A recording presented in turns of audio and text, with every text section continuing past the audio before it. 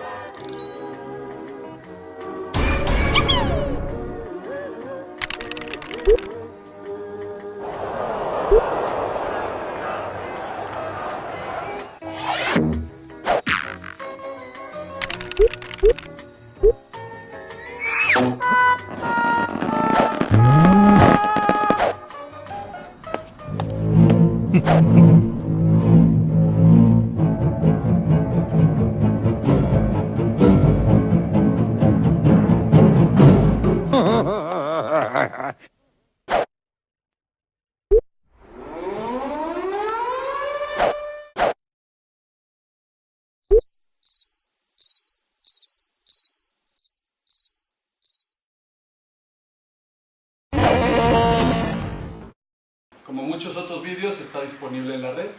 Es algo que trata de ser así como que muy concreto, que trata de alguna manera también de ser más accesible, de nuevo, ¿no? A la gente que igual no son académicos, y que, bueno, pues, o sea, es necesario tener también así como este contacto para ir formando una masa crítica, ¿no? Que se ponga. Porque yo básicamente también de lo que vengo a hablar en la primera parte es sobre cómo nos vendieron la moto, ¿no? En México para aceptar un tratado de estas dimensiones. Y como ya viene siendo costumbre también entre algunas de las ponencias donde hay colegas mexicanos y todo esto, como fue también en la mañana, ¿no? Con Raúl, pues quiero empezar todo esto pensando, ¿no? en los acontecimientos en México justo ahora, ¿no? La desaparición de los 43 compañeros, toda esta situación de violencia que se viene desarrollando ya desde hace algunos años y que de alguna manera, bueno, nosotros vemos que mucho de lo que vamos a hablar aquí tiene que ver, ¿no? con cómo hemos llegado a estos niveles. Entonces, bueno, eso, hacer una mención a los 43 desaparecidos, a todas las víctimas de la violencia y recordar también, como se ha hecho en otros foros, ¿no? Vivos se lo llevaron, vivos los queremos. Bueno, ahora sí.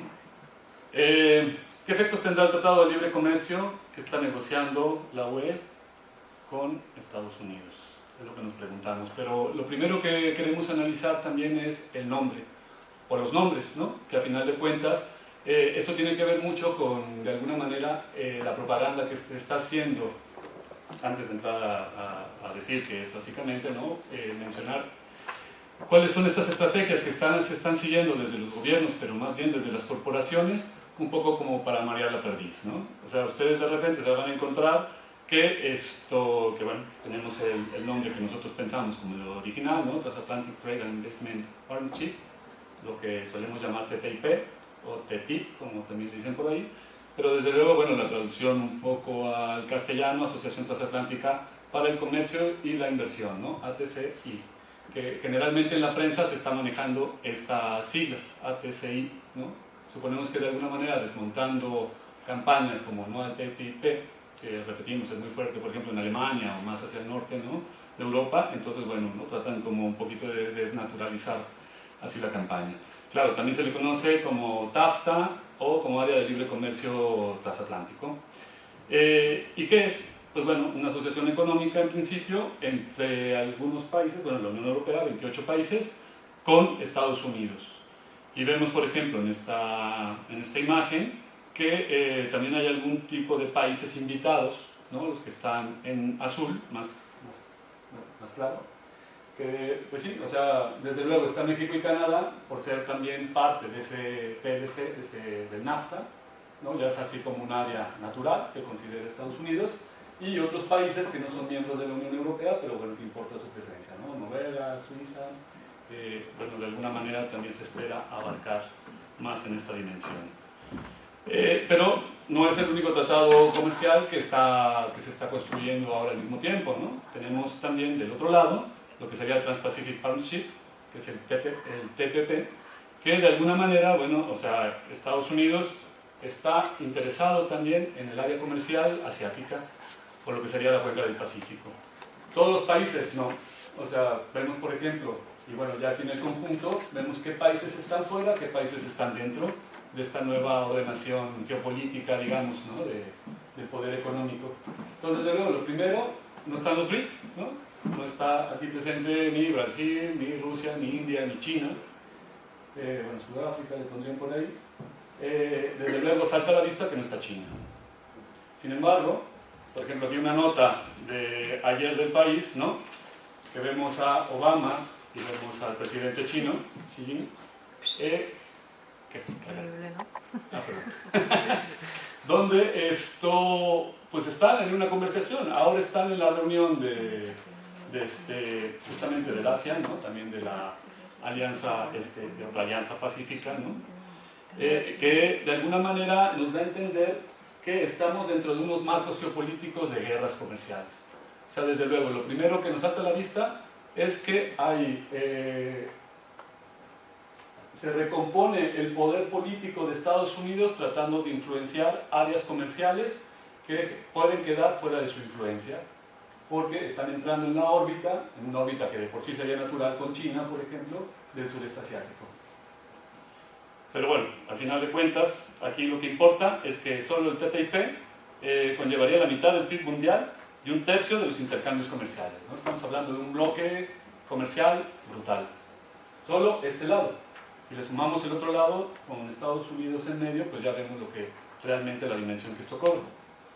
Ahora, para entrar a hablar del NAFTA, del TELCAN, pues lo primero es decir que, bueno, acuerdos comerciales, tratados de libre comercio o asociaciones económicas, digamos, zonas de libre comercio han existido durante mucho tiempo, ¿no?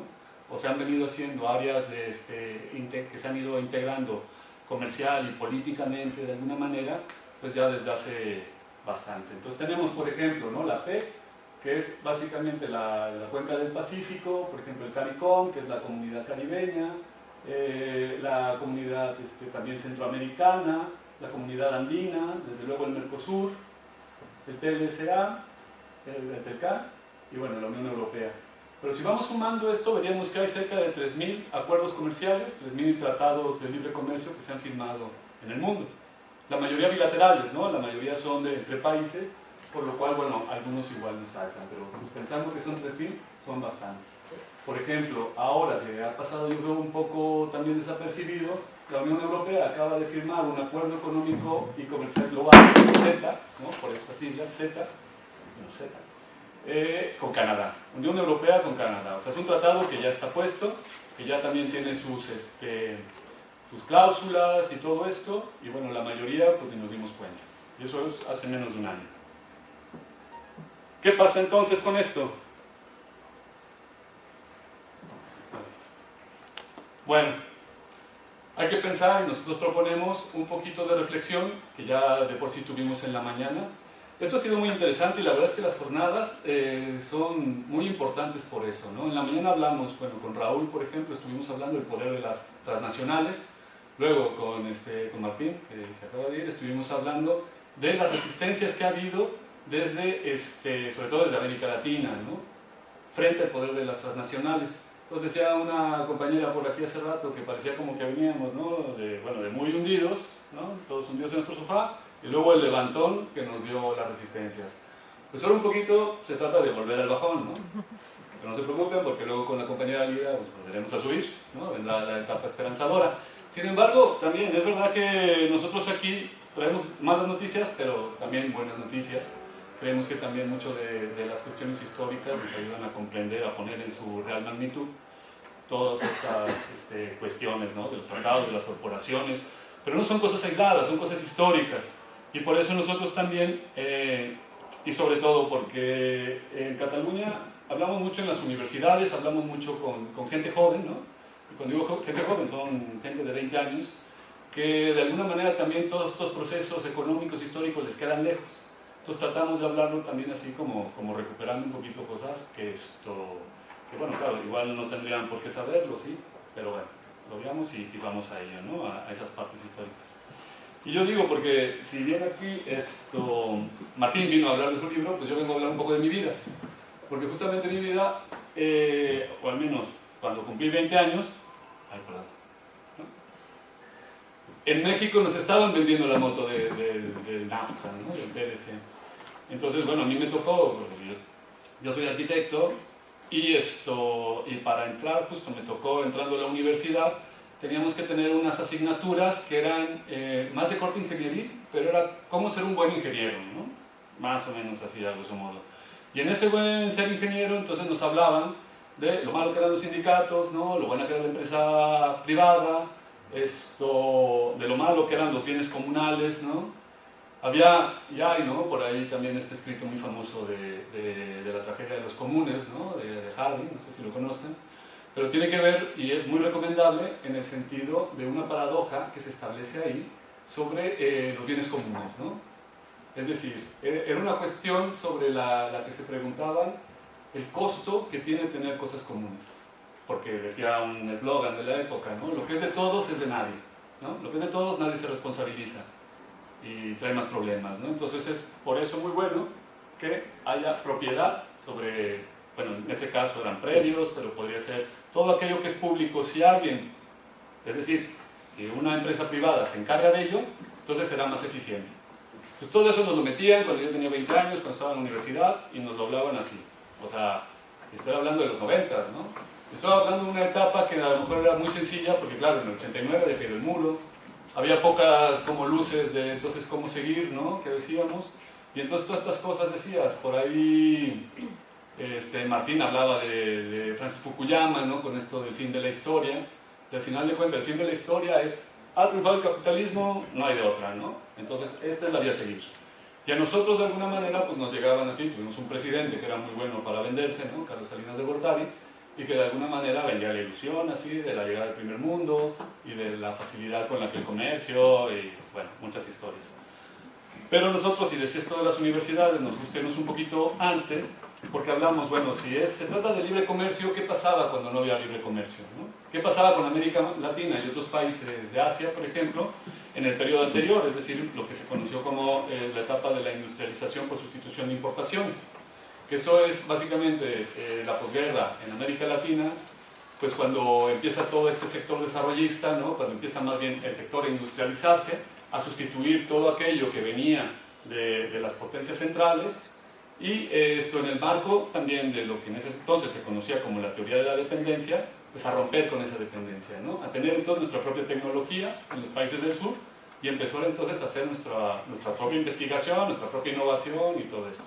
Bueno, es una etapa que también tiene muchas críticas y también, bueno, hace agua por varios lados, pero al final fue uno de los periodos también, bueno, es que también hay otras condiciones políticas, pero digamos donde hubo mucho avance social, ¿no?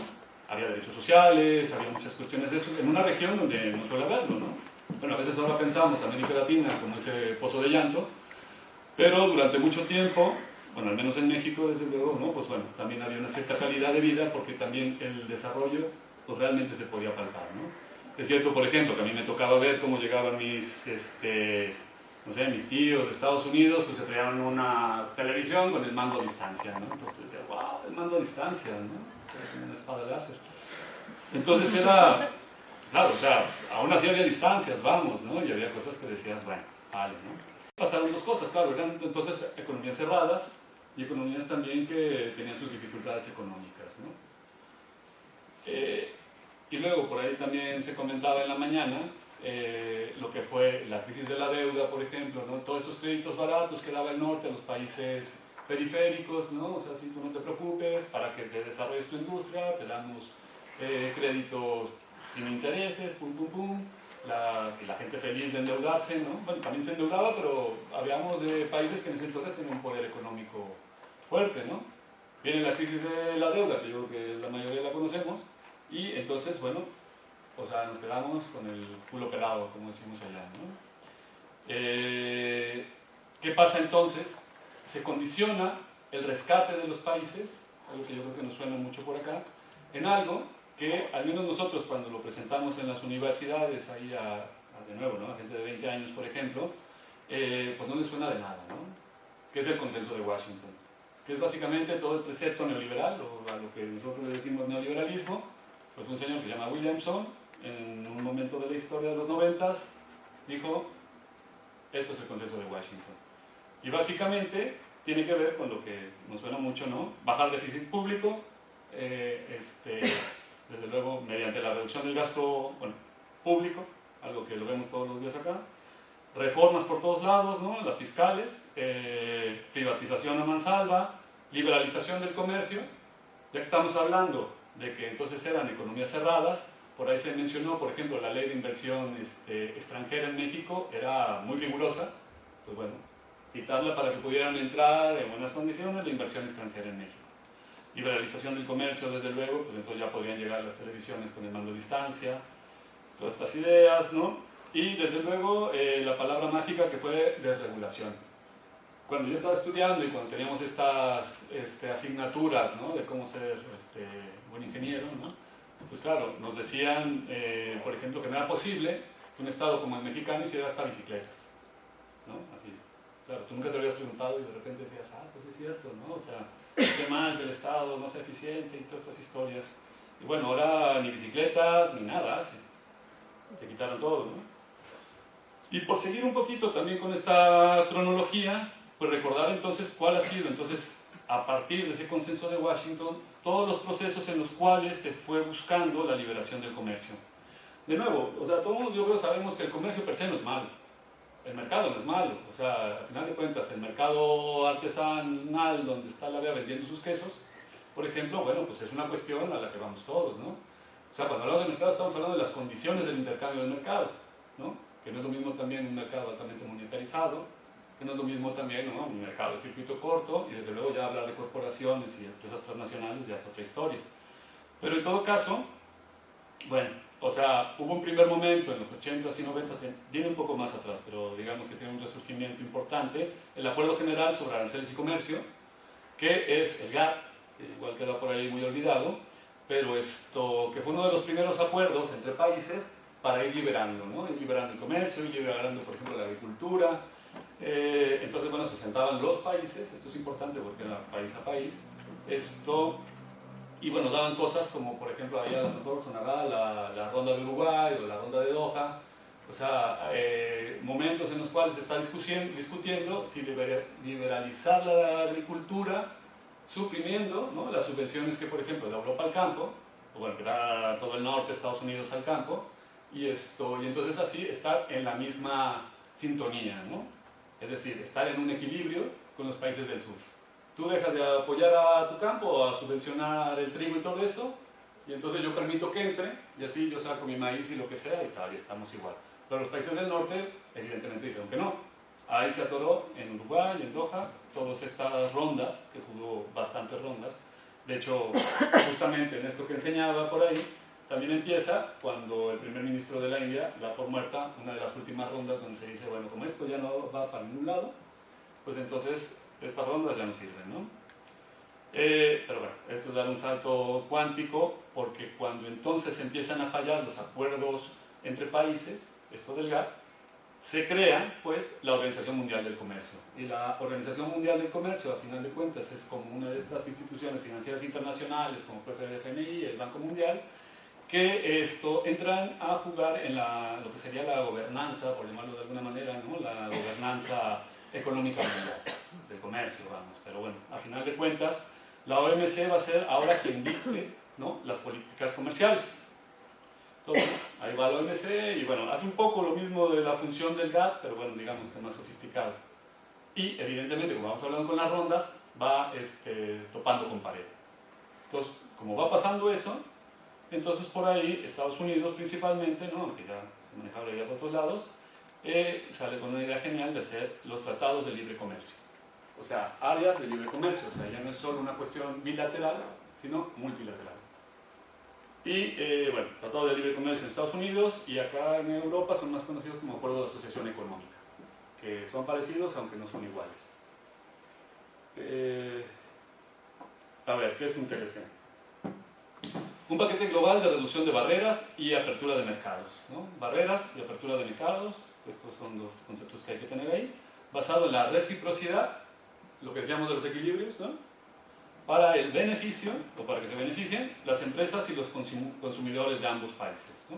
Hasta ahí todo es muy bonito y hasta ahí la mayoría tal vez estaríamos de acuerdo, ¿no? Por ejemplo, cuando hablamos de barreras, y aquí hay que pensar que hay barreras arancelarias y no arancelarias, ¿no? Barreras que de alguna manera son aduanales, por ejemplo, aunque entre Estados Unidos y la Unión Europea de por sí estas barreras arancelarias son muy bajas, hay productos que desde luego se van protegiendo, ¿no?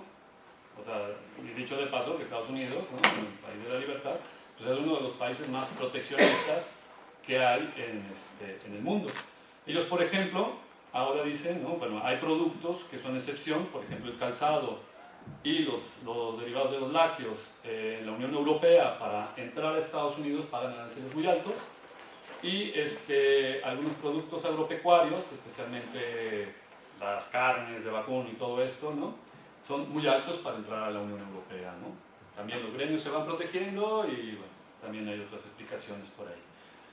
Pero bueno, ¿qué decimos nosotros que es en realidad un TLC según nuestra experiencia del CAM, ¿no? Del NAFTA? Bueno, uno, ¿no? Que los TLCs permiten convertir los preceptos del neoliberalismo en leyes supranacionales de obligado cumplimiento. Ya Raúl en la mañana nos explicaba el poder que tienen las corporaciones, ¿no? Que al final de cuentas ya no estamos hablando de estados. O sea, los estados son meros gestores de ese poder que van teniendo las corporaciones.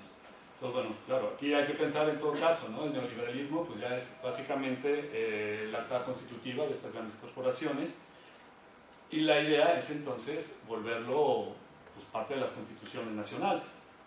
Claro, pero no basta con eso, ¿no? O sea, ¿de qué te sirve un tratado si de por sí no puedes aplicarlo, ¿no? Aquí hay que hacer ese paréntesis porque, por ejemplo, tratados internacionales hay muchos.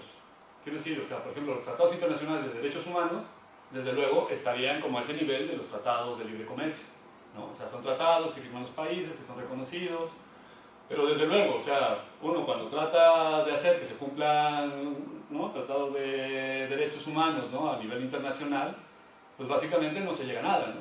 Hay buenas intenciones, hay muchas cosas, esperemos que con Lida más tarde nos diga más cosas esperanzadoras, pero en general los tratados de derechos humanos quedan muy perdidos por ahí. Hay tribunales internacionales también, pero bueno, es dificilísimo llegar a ellos. En cambio, los tratados de libre comercio sí cuentan con mecanismos para hacerlas cumplir. Si no las cumples, te cae la del pulpo, ¿no? Entonces, ¿qué decimos con todo esto, no? Protege derechos de transnacionales ante estados. Aunque ya decimos que los estados entendido como población, como pueblos, como todo esto, ¿no? Diferente de gobierno, pero bueno, ¿no? Dicho de paso, como se decía en la mañana, claro, cada vez más las transnacionales, las corporaciones van teniendo más derechos y menos obligaciones, o casi ninguna obligación.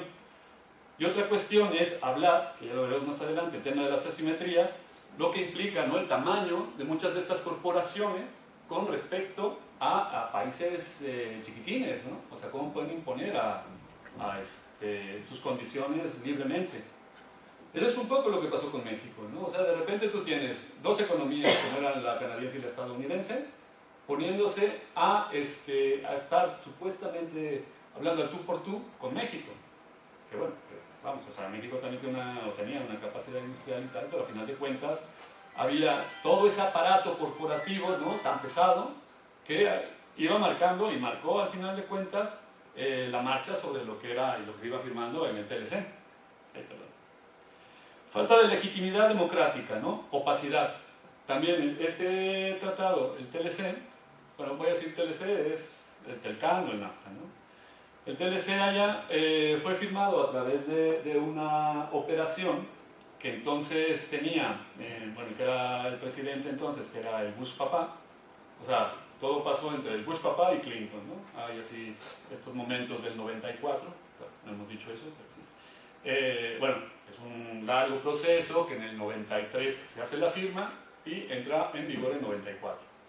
Pero entonces, como era muy polémico, que ya lo hablaremos, era muy polémico incluso para Estados Unidos firmar este tratado, Bush lo firmó por esta fórmula que es fast track, ¿no?, que es la vía rápida, en la cual se le dan todos los poderes al presidente de Estados Unidos para decidir, ¿no?, para firmar.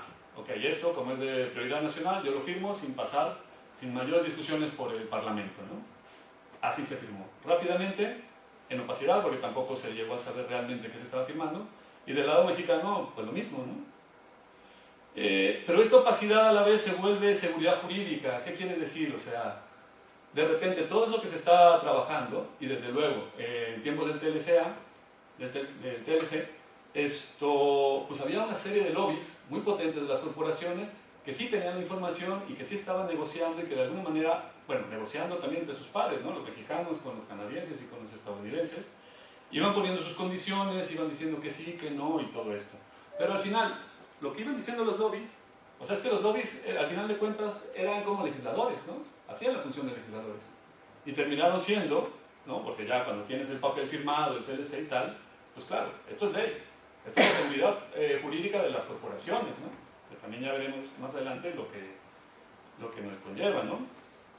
Y bueno, esta cuestión de que lo que no se pudo negociar en la OMC, pues entonces entra por el TLC, ¿no? Lo que decíamos de los productos agropecuarios o agrícolas, por ejemplo el maíz, ¿no? El maíz en México, que era muy protegido, ¿no? El maíz que sabemos todos, es el pan, ¿no?, con el que nos desayunamos, comemos y cenamos en México, pues muy vulnerable, pues efectivamente no iba a entrar en las rondas estas de Uruguay, Doha, tal. Pues por medio del TLC entró, ¿no? Entró que se pudiera importar a México maíz altamente competitivo, ¿no?, es el maíz amarillo y subvencionado, y claro, el maíz mexicano ha prácticamente desaparecido, ¿no? Bueno, quiero decir, o sea, como exportación que se tenía en gran volumen, ¿no? El tema de las armonizaciones, es decir, o sea, también todas las regulaciones que hay cuando entran estos tratados, es decir, tú tienes tus normas, yo tengo mis normas, vamos a armonizarlas. Pero desde luego, ¿no?, o sea, armonizarlas quiere decir desregular, ¿no? Cada país, entonces aquello que está, digamos, protegiendo, regulando tal, pues entonces todo va a desaparecer. Al menos eso dice, ¿no?, siempre en el librito, pero en realidad lo que se hace no es que se desregule, o sea, es que hay una nueva regulación, ¿no?, algo que se llama re-regular. Y es básicamente que entonces quienes van a regular ahora esta nueva normatividad, pues terminan siendo los lobbies, o terminan siendo los legisladores que son voceros o los gestionadores de las corporaciones, ¿no? Claro, y además, ¿qué implica para una corporación llegar a uno de estos países, ¿no? La idea de esto, ¿no?, de los principios en los cuales se mueven: trato nacional, nación más favorecida, cláusula paraguas que ya explicaremos. O sea, una corporación de Estados Unidos, entonces, digamos que en México debe tener un trato nacional, debe ser como cualquier empresa nacional, ¿no? Independientemente de que la corporación sea la más poderosa del mundo, va a tener trato nacional. Es decir, si por ejemplo, bueno, que no se da, ¿no?, pero se dio en algún momento, si por ejemplo el gobierno mexicano diera apoyo a la industrialización agropecuaria de algo, ¿no?, o sea, medianas y pequeñas empresas tal vez, Si viniera una corporación de estas enormes o medianas de Estados Unidos, tendría derecho también a esos apoyos que está dando el gobierno mexicano. Claro, o sea, con las posibilidades que puede ser una gran corporación estadounidense, ¿no? O sea, en cuanto a las hectáreas que puede estar trabajando y tal, y encima estaría ayudando, estaría ayudado por el gobierno de Estados Unidos. No sé si me explico muy bien, pero eso tendría que ver, y se ve muy bien con la PA, por ejemplo, cuando la recibe la duquesa de Alba o Mercadona, o todas estas personas, ¿no? Pues eso, o sea, pensando que la duquesa de Alba fuera una transnacional, que un poquito sí lo es, recibiendo apoyos públicos, ¿no? Bueno, lo que hemos hablado, el lobby son legisladores, y al final de cuentas, los dientes de los cuales hablábamos, ¿no? Los mecanismos para hacer cumplir. Pues estamos hablando de un arbitraje comercial, un sistema judicial privado, que en su momento era el CIADI, que era un centro de controversias, que era un organismo del Banco Mundial, en el cual las empresas que veían amenazada esa seguridad jurídica, pues podían ir y quejarse, ¿no? Entonces yo voy a meter una denuncia con el gobierno mexicano porque está incumpliendo tal cláusula del Tratado de Libre Comercio. Y así pasó, por ejemplo, en un caso que es esta empresa Metalclay, que era la que gestionaba un vertedero de productos tóxicos, que empezó a tener ahí su vertedero tóxico a un lado de un municipio, de una comunidad que es Guadalcazar, suena como Andalucía, pero está en San Luis Potosí, en México. Y esto, ya allá al lado, ¿no? Bueno, un municipio pobre, que en una de estas estrategias, ¿no? Que tienen capital también de racismo ambiental, pues les fue a poner el vertedero ahí al lado. Entonces, bueno, la llenó de productos tóxicos y entonces la alcaldía municipal dijo, no, pues esto no puede ser, ¿no? Entonces, bueno, gestionó, se hizo una especie de consulta donde dijeron, no queremos el vertedero, del municipio pasó al gobierno del estado, dijo, estos daños, porque además no tenía impacto ambiental también la empresa, pues bueno, no la queremos, y entonces Metalclay, pues se quejó ante el CIADI y pues puso una demanda multimillonaria, que además se le concedió, y sigue en disputa, pero es una cosa que, bueno, a final de cuentas va a pagar este municipio en San Luis Potosí y en general la gente en México. Ya hablaremos de esto más adelante porque tenemos algunos casos por acá. Y bueno, todo esto de los TLCs, ¿qué significa, no? Renato Ruggiero, que fue el primer director de la OMC, tenía una de estas grandes frases, ¿no? Que dice, los TLC son el esfuerzo de crear una constitución internacional de los derechos del capital. Hace poco Hillary Clinton también dijo que lo que había que crear era una OTAN económica, ¿no? Refiriéndose al TTIP, ¿no? O sea, una cuestión así que fuera de ese tamaño. Y el jefe de negociador, ¿no? Del TLC en México, Herminio Blanco, cuando le preguntaron también cuál era el proyecto de país que se tenía en mente al negociar el TLC, él contestó, ¿proyecto de país para qué? El mejor proyecto de país es no tener proyecto de país y dejar que el mercado modele al México posible, ¿no? Y eso es algo que se ha repetido y se repitió mucho en los 90, ¿no? Y Argentina tiene muchas experiencias de eso y tal, ¿no? O sea, la mejor regulación es no tener regulación. Entonces, de nuevo, hay mis clases de cómo ser buen ingeniero. ¿Cómo nos vendieron la moto? Pues bueno, sabiendo todo esto, ¿no? Bueno, ya he puesto un poquito lo que era, pero claro, eso lo sabemos ahora, y lo sabemos 20 años después, ¿no? Pero en su momento, así como ven, ¿no? Esta bonita propaganda con la mariposa monarca, que es una mariposa que vuela de México, de Michoacán hasta Canadá, entonces era así como el símbolo de la paz y de la unidad y de todo esto, ¿no? Nos esperaba un futuro maravilloso. Y bueno, claro, era lo que se le vendía a la gente, ¿no? La entrada al primer mundo, empleos. Por ejemplo, aquí esto es tal cual tomado del objetivo general del TLC, ¿no? Formar una zona de libre comercio estableciendo reglas claras y permanentes para el intercambio comercial que permita el incremento de flujo comercial e inversiones, así como nuevas oportunidades de empleo y mejores niveles de vida. Claro, es que iba a ser jauja, ¿no? Pero iba a ser jauja para los dos lados. O sea, para Estados Unidos, para México, para Canadá. O sea, claro, hay muchas historias que ya comentaremos también, así donde, bueno, o sea, era como la gran oportunidad también de Estados Unidos de inundar sus productos en México, cosa que sí pasó, pero que además esa inundación iba a redituar empleos, iba a redituar ganancias, todo esto. Y desde luego, para México yo creo que lo primero que la gente pensó, voy a poder ir caminando desde México hasta Alaska, ¿no? Sin que nadie me pida papeles ni nada, me voy a poder mover por donde yo quiera. Y yo creo que la mayoría teníamos también mucho en esa idea. Claro, como todo eso estaba en opacidad, pues nadie se enteraba que era comercio, inversiones y punto. ¿Qué pasó? Pues varias cosas, ¿no? Aquí, por ejemplo, y de ambos lados, ¿no? Que más o menos la traducción de esto del tío santo en tu calcetín, ¿no? Dice, pues yo no sé, yo sigo perdiendo calcetines cada vez que lo meto ahí a lavar, ¿no? Al Tratado de Libre Comercio. Y efectivamente, bueno, lo veremos un poquito más adelante, pero efectivamente, a nivel de empleos, además de empleos de calidad, de empleos en la industria, se perdieron, ahí las cifras bailan, pero en promedio 1 millón de empleos, ¿no? Y para el campo mexicano, pues qué hablar, ¿no? O sea, hay mucho. Bueno, por aquí también Martín mencionaba lo que fue la irrupción del Ejército Zapatista de Liberación Nacional, de los zapatistas en 94, ¿no? Cuando se levantan básicamente ante lo que ya se veía venir, que era la muerte del campo mexicano, ¿no? Una de las reformas, por ejemplo, es la reforma del artículo 27 que permitía la propiedad colectiva, ¿no? de los ejidatarios, elegidos, ¿no? De los comuneros, y que para crear un gran mercado de tierras, pues entonces ahora aquellos ejidatarios que no podían vender ni alquilar, ¿no? Pues entonces había que volverlos propietarios para que entonces pudieran vender libremente la tierra.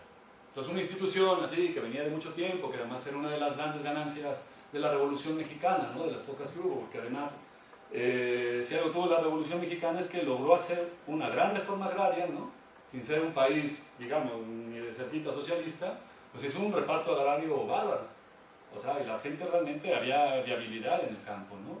A partir de esta reforma del artículo 27 y desde luego, ¿no? De la entrada de grandes corporaciones, o sea, es que ni siquiera entraron las corporaciones, o sea, con lo que enviaban desde Estados Unidos, ¿no? Inundando los productos agrícolas, pues sí, se murió el campo. Entonces se dice que cerca de 2 millones de empleos se perdieron en la agricultura, ¿no? Ese es un dato también interesante hablar.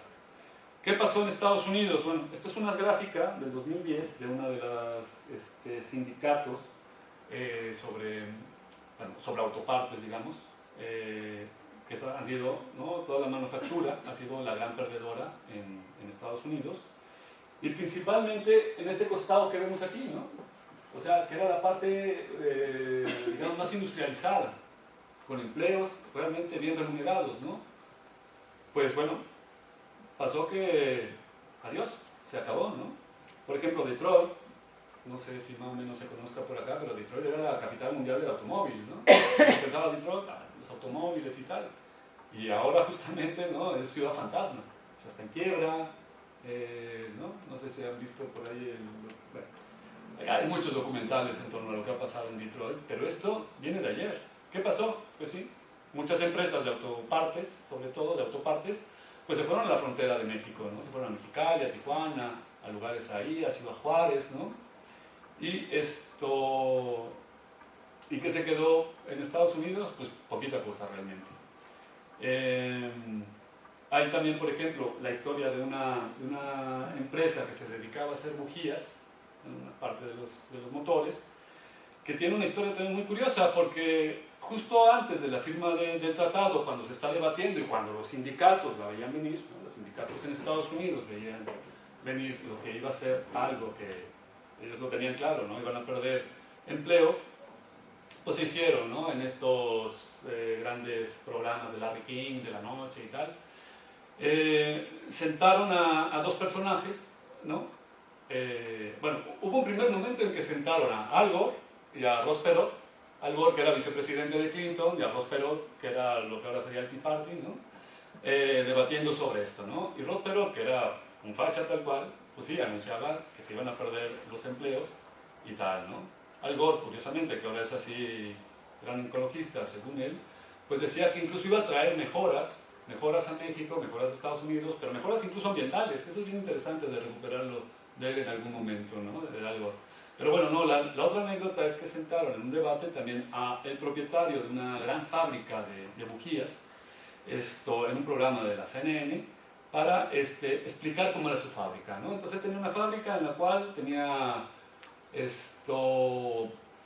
1.500 empleados y producía, no sé, 15.000 bujías así al año, ¿no? En cada tanda, ¿no? Entonces, bueno, él decía que los cálculos que hacía, ¿no? Porque entonces podrían, claro, que el mercado estadounidense tenía un límite, entonces ellos podían producir de esas 15.000 bujías llegar a 60.000. Entonces, claro, obviamente necesitaban donde venderlas y pues México era el lugar idóneo para venderlas. Entonces, bueno, pues nada,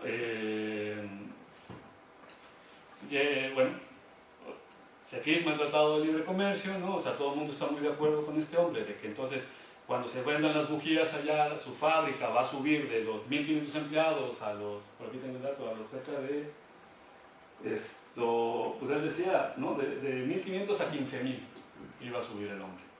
Pues bueno, hay un estudio por aquí que nos hemos estado leyendo, donde 20 años después, esa fábrica que tenía 1.500, bueno, o sea, no subió ni a 2.000, o sea, hoy tiene 86 empleados. La fábrica esta de bujías se movió a Mexicali, o sea, todos esos empleos que podían florecer en Ohio, en su planta y todo esto, digamos que florecieron en Mexicali, en México, pero se podría pensar que esto es muy bueno, ¿no? para Mexicali, los empleados mexicanos y tal, pero no, ¿no? Porque los trabajadores en Estados Unidos ganaban $22, digamos 15 euros, por una jornada de 40, ¿no? A la hora, 15 euros por hora, y con jornadas laborales de 40 horas a la semana. Y ahora los trabajadores mexicanos ganan menos de €1, ¿no? Imagínense ustedes, menos de €1 con jornadas que pasan las 48 horas. O sea, es decir, fue perjudicial para los trabajadores en Estados Unidos y mucho más también para los trabajadores en México, en Mexicali. ¿Quiénes son los ganadores del TLC en México? ¿O quiénes son los ganadores, a final de cuentas, del comercio mundial? Bueno, solo para decir, antes de la firma del TLC, del TELCAN, en México había dos grandes fortunas. A los pocos años de la firma, hubo 24 millonarios, ¿no? Lo que hablábamos hace rato con Raúl, con las listas de Forbes y tal. Pues eso, o sea, pasar de 2, ¿no? millonarios que están en las listas de Forbes a 24 millonarios, ¿no? En pocos años, pues ya vamos viendo quiénes son los ganadores. Entonces, bueno, podríamos hablar de la historia de Slim, que es una cuestión prototípica de cómo alguien que antes del tratado, bueno, sí, tenía algún dinero, pero no era el segundo en la lista o el primero que a veces es, a cómo llegó ahí, ¿no? Pero bueno, me queda poco tiempo, así es que voy tirando. Pero decir y recuperar también la cuestión que ya mencionaba Raúl, ¿no? Sobre el tamaño de las corporaciones, el poder que tienen, ¿no? Aquí comparando, por ejemplo, las ganancias que puede tener Walmart en un año, pues puede ser el equivalente del PIB de Noruega, ¿no? O Apple de Ecuador, ¿no? O Nike de Paraguay, o sea, ese es el tamaño que están teniendo las corporaciones. Y claro, además, ¿dónde están, no? Y entonces, este mapa de un muy buen trabajo que tiene el Transnational Institute, ¿no? Que de alguna manera nos va señalando ese poder de las corporaciones, que está en internet y todo el rollo. Por ejemplo, nos señala Estados Unidos, ¿no? 56 grandes corporaciones.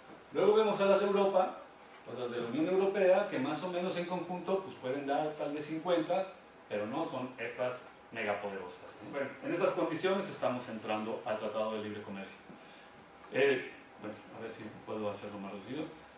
El TTIP. ¿Qué dicen? Ahora, aquí empezaríamos a hablar un poco más en concreto, aunque bueno, para eso ya también pasamos el vídeo, que ya nos da algunos apuntes. Pero sobre todo, ¿qué es lo que está saliendo a la luz? Y cuando ello está saliendo a la luz es porque estamos en la opacidad más, vamos, Mordor se queda chiquito con esto, ¿no? No sabemos nada. O sea, todo lo que ha llegado ha sido por Wikileaks, por Filtralo, por europarlamentarios que han logrado meter por ahí, por lobistas de las corporaciones que de repente igual pueden estar medio concienciados. No lo sabemos, porque la Unión Europea y sobre todo la Comisión Económica, o el Comisariado Económico, no han dicho nada. Bueno, ahora sí, pero esto viene de julio de 2013, o sea, más de un año, y ahora más o menos se empiezan a medio pronunciar. Entonces, una de estas cosas que se han ido por ahí pronunciando y filtrando, ¿no? Este memorándum de la Comisión Europea, que es básicamente lo que dice que según ellos es el TTIP, ¿no? Dice, podría aportar a la Unión Europea ganancias por 119.000 millones, ¿no? Además dice anuales, ¿no? El acuerdo final podría significar un incremento de las exportaciones de la Unión Europea a Estados Unidos, 28%, ¿no? Un aumento del 28%. Exportadores de bienes y servicios. Bueno, trará. Y los consumidores también se beneficiarán. De media, el acuerdo puede ofrecer 545 euros extra a los ingresos disponibles anuales para una familia de 4 viviendo en la Unión Europea, ¿no? O sea, 545 euros extra a los ingresos disponibles. Pues esto va a servir también como pues para el paro, ¿no? Que ya tampoco va a existir el seguro del paro, ¿no? Porque si algo van más o menos poniéndose en consideración, que incluso ya también se ha filtrado, se ha dicho abiertamente desde los negociadores, es que se perderán empleos en la Unión Europea. Y se van a perder empleos porque justamente muchas de las dinámicas intraeuropeas, el comercio intraeuropeo que hay, pues bueno, ahora será hacia Estados Unidos, ¿no? O sea, bueno, hay varias explicaciones que también no las podemos hablar y todo esto, pero, o sea, ya cuando el comisariado está diciendo se perderán empleos, pues ya hay que preocuparse, ¿no? Entonces, básicamente, los tratados de libre comercio son para tirar estas barreras arancelarias. Pero ya vemos que en la Unión Europea los aranceles de por sí son muy bajos, ¿no? Salvo productos localizados. Entonces, digamos que tenemos mucha preocupación en dos temas. En la armonización de reglas, ¿no? Todas aquellas reglas que de alguna manera van protegiendo productos, por ejemplo, como podría ser la no entrada de transgénicos, ¿no? o de cuestiones fitosanitarias, pues que de alguna manera también se teme desaparezcan, ¿no? Evidentemente, hablando con un país, ¿no? de una potencia transgénica como es Estados Unidos, claro, abrir mercados es abrir mercados a todo, y a la llegada de sus productos. Entonces, cuando uno dice lo de la armonización, claro, Estados Unidos no tiene, digamos, precisamente unas reglas o una regulación muy amable con el consumidor, con los transgénicos, ¿no? Europa sí, desde luego, ¿no? De hecho, en Europa solo hay un transgénico aprobado, ¿no? Ese maíz que produce Monsanto por ahí que está. Y bueno, junto a cientos y cientos que tiene Estados Unidos, ¿no? Todo lo que se teme es que esta regulación, esta armonización vaya a la baja. Que a final de cuentas, ¿no? Si claro, en este sentido tenemos esta pugna comercial, se acepte, si no toda, pero sí una buena parte de las peticiones de Estados Unidos para que se baje esa normativa. Pero esto, pues claro, no afecta solo a cuestiones como transgénicos y tal, sino principalmente a los servicios, ¿no? Y servicios quiere decir la posibilidad de que en la Unión Europea se privatice la salud, que ya vemos para dónde vamos, ¿no? Que se privatice la educación, que se privaticen muchos de los sectores que hoy justamente estamos defendiendo en las calles y tal. Pero entonces, si nos remontamos a aquellas cosas que decíamos que pasaron en el Telcán, pues sí podríamos decir que de alguna manera es calcado a lo que viene para acá, ¿no? Pero no solo eso, o sea, que de alguna manera también estamos entrando en esa espiral tan poco frenable, digamos, ¿no? Y aquí es, ya estamos terminando, ¿no? Y aquí es donde decimos, bueno, ¿hay esperanza para detenerlo? Pues sí, la verdad es que sí. La verdad es que de alguna manera ahora, ¿no? Como se va diciendo por ahí, como dijo Susan George, ahora que hicimos unas jornadas también en Barcelona, dijo que aquí había que seguir la estrategia de Drácula, ¿no? Del vampiro, digamos, ¿no? El TLC es como Drácula y que no soporta la luz del sol. Es decir, no soporta que todo esto salga a la luz pública y se opine sobre ello, ¿no? Porque desaparece. Entonces, de alguna manera también hemos ido viendo, por las reacciones que ha tenido también la Comisión Europea, bueno, la Comisión Económica Europea, de que le está incomodando, ¿no? Vimos que en marzo, por ejemplo, hizo un simulacro también, simulacro de consulta, ellos sí, ¿no? Para decir, sobre todo en la cuestión de los arbitrajes, ¿no? De estas famosas instituciones de arbitraje, que se conoce acá, bueno, pues siglas en inglés, es el ISDS, que serían estas instancias arbitrales como el CIADI que hablábamos, en las cuales pues bueno, hay todo el mundo, ¿no? O sea, ya hay aquí casos, por ejemplo, por mencionar solo uno, bueno, puedo mencionar dos y con esto termino, ¿no? El caso, por ejemplo, de Philip Morris, ¿no? La de cigarros, la tabacalera esta, ¿no? Suiza, con Uruguay y con Australia, ¿no? Son dos casos que se llevó a estos tribunales internacionales, bueno, que son muy ad hoc, en los cuales Philip Morris demandaba a estos dos estados por haber puesto en las cajetillas de cigarro, ¿no?, de tabaco, así como tenemos acá, aquello de es perjudicial para tu salud. Pues bueno, o sea, como de alguna manera en los tratados bilaterales que tiene Suiza con estos países no se especificaba, es decir, o sea, Philip Morris se permite, ¿no?, poder tener su marca y tal, entonces era atentatorio contra Philip Morris y por eso los demandó. Y son demandas millonarias, ¿no? Y dice uno, bueno, puede pasar así en la periferia o no. Pues a Alemania le pasó también con una empresa sueca de energía, que claro, después de Fukuyama, ¿no?, lo que pasó en Japón con las nucleares, pues bueno, Alemania se plantó su modelo de energía energético nuclear, entonces volvió a regular, ¿no?, y volvió a prohibir ciertas cosas. Entonces esta empresa sueca, que yo lo digo aquí, exactamente, ¿no?, pues nada, pues demanda a Alemania también por las ganancias futuras, los beneficios futuros que le pudo haber producido esa inversión, ¿no? O sea, ya no solo por la cuestión de invertir tanto, se para y ¿no?, bueno, lo que yo invertí, devuélvemelo, no, es encima por las ganancias futuras. Pero si nos vamos acá a casa, ¿no?, o a Cataluña, por ejemplo, con Castor, ustedes saben de este proyecto de fracking que hubo ahí enfrente de Tarragona, que es de la empresa esta de Florentino Pérez, ¿no?, ACS, me parece que se llama. Pues es exactamente lo mismo, ¿no? O sea, Castor, que era una empresa de fracking, que bueno, yo creo que aquí, si no, luego hablamos de lo que es el fracking, pues bueno, o sea, enfrente, en Tarragona, ¿no?, ahí en la costa, pues empezaba a haber temblores, terremotillos, ¿no?, ahí por ahí, la gente se asustó, y luego, bueno, pues se logró demostrar que esos terremotos estaban producidos por el fracking. Entonces se detuvo, entonces, bueno, pues se vio también que había esto que existe acá, que afortunadamente existe, que es un principio de precaución, para cerrarlo. Y bueno, se cerró Castor, pero ahora el señor Florentino Pérez pues está demandando ya no solo, de nuevo, ¿no?, por su inversión, sino también por estos ganancias futuras. Pero además, ¿este dinero quién lo va a pagar? Pues lo vamos a pagar todos nosotros, ¿no?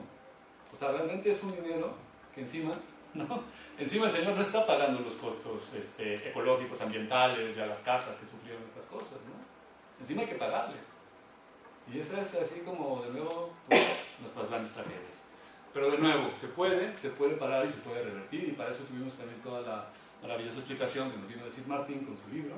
Y es verdad, o sea, en América Latina se logró parar el ALCA, ¿no?, el Tratado de Libre Comercio que quería hacer Estados Unidos para toda la región latinoamericana, y pues eso fue, ¿no?, como decía Chávez, ALCA al carajo, ¿no?, y se paró. Entonces hay posibilidades de pararlos, y yo creo que la invitación es esa, ¿no?, a que podamos parar esto y decirle no al TTIP. Muchas gracias.